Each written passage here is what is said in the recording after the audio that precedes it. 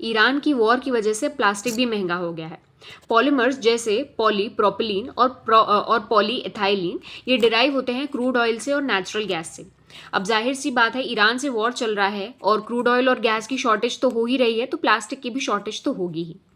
अब इससे फ़र्क किन चीज़ों पे पड़ेगा?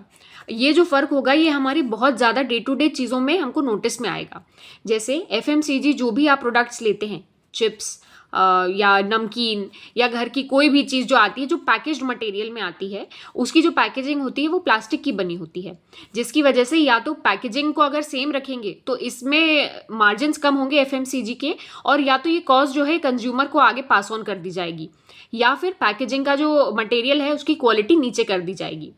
सेकेंड चीज़, जो कार्स जैसी जो चीज़ है या ऑटोमोबाइल सेक्टर में हम कह सकते हैं, वहाँ 32% जो उसकी बॉडी होती है, 30 to 40% वो प्लास्टिक की बनी होती है, तो उसका प्राइस भी हम ऊपर देख सकते हैं। थर्ड चीज़, बॉटल्ड वाटर जो हम सभी के लिए गर्मियों में कितना ज़्यादा ज़रूरी रहता है और इसकी डिमांड भी बहुत रहती है, उसमें भी प्लास्टिक का इस्तेमाल होता है, जिसकी वजह से हम देख सकते हैं कि बॉटल्ड वाटर का भी का प्राइस बढ़ सकता है। साथ ही मेडिकल डिवाइसेस जो कि मतलब हमेशा अर्जेंसी में ही रहते हैं यूज़ में, वहाँ पे भी जैसे सिरिंजेस हो गए या किसी तरीके की और प्लास्टिक चीज़ जो उसमें यूज़ होती है, इनके भी प्रोडक्ट्स में हम कह सकते हैं प्राइजेस बढ़ेगा।